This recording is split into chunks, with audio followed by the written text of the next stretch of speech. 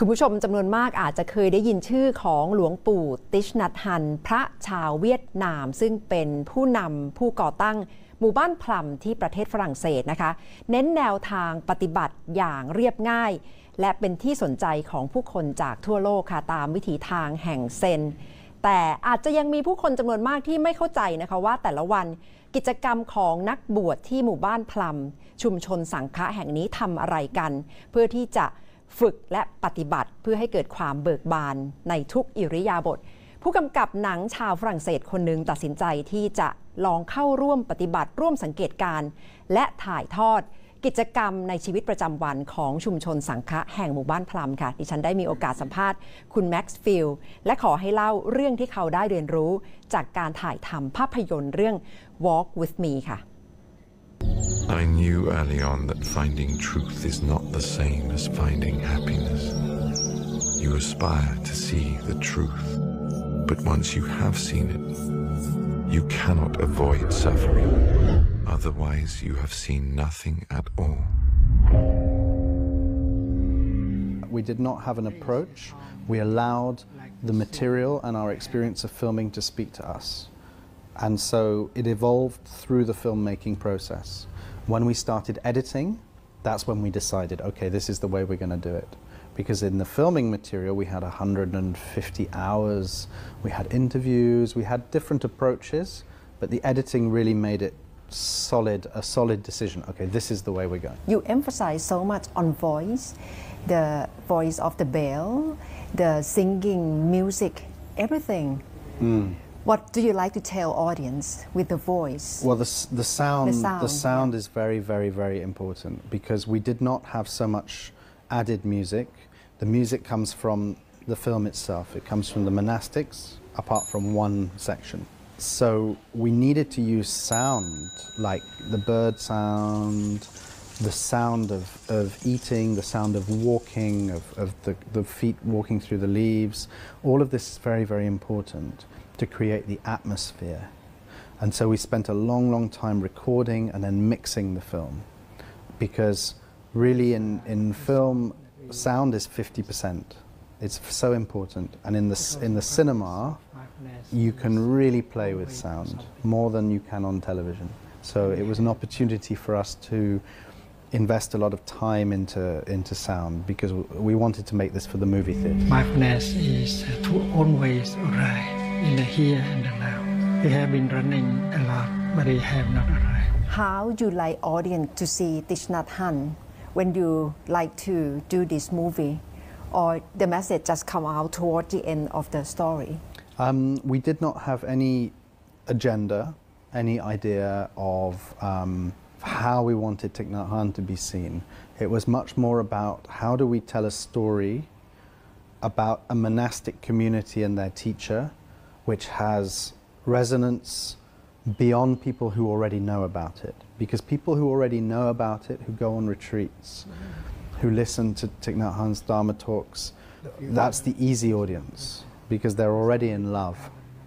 What about the people beyond? And this is difficult. We had to make a story that we felt was universal, just about human emotion. And so that's really the only real aspiration, the real only aim we had was to try and get this wider. What's the most difficult part of filming Walk With Me? The what we call the access, in other words, access to the community. Because in the beginning everybody was very happy, but they did not really know what it would be like because the monastics had not allowed cameras so close. So sometimes it would feel like we were disturbing the practice a little bit, so then we would pull back and then come forward. So it took a long time. And sometimes there was a little bit of resistance in the beginning, and gradually we kept coming back and back and back. And so we broke through the resistance. And then after a while, they didn't even notice us anymore. So we were able to film, they didn't even see we were there, which is ideal. We take a vow to not have any personal possessions. So we don't have money, we don't have a bank account, we don't have a credit card. You know Yoda in Star Wars? He's a little bit like that. One of the main characters, the monk, is your brother. What have you learned from his practice in Plum Village? Because you see him growing up in the same family, you are brothers. How have you seen him change through the practice? Well, he has become very, very calm, extremely... you think it's going to be... You think you'll be... He's slowed down a lot. I've seen him become very happy.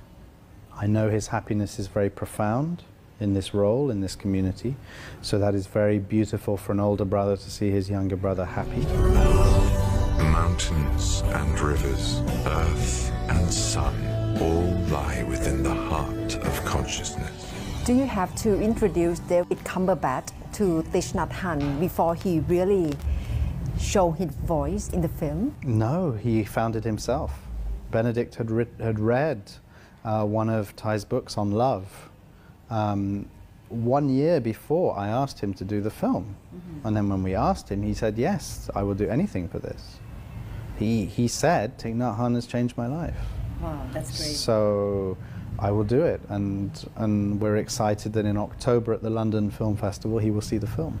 So he has integrated his lesson, his philosophy into his life already. Yeah. So that makes the film is very powerful with his voice. A deep connection, yes, exactly. It's not like having any actor read the lines. It's because he feels them from the inside. I have a doggy. This doggy died, so I don't know how to be not so sad. You look into the sky and you see a beautiful cloud. The cloud has become the rain, and when you drink your tea, you can see your cloud in your tea. How do you think of the value of Thich Nhat Hanh lesson to the world? What's the most valuable aspect from his teaching? Well, I think the most valuable aspect is really the nature of the teaching. It's so simple. And that simplicity is very rare. The world is very complex. And people like to explain why it is so complex. You even have things such as complexity theory, which is about how interrelated and how complex ecosystems, human beings, technology, all these things are. And actually it's very rare for somebody to just say, become aware of your breathing. Breathe in, breathe out. It's so simple. And yet nobody does it. But actually if you listen and you start doing it, it can change your life. So I think that's pretty valuable. The past is no longer there. The future is not yet there. There's only the present moment. All that remained was a deeply rooted peace. เรียนรู้แนวทางปฏิบัติของหมู่บ้านพลัมนะคะ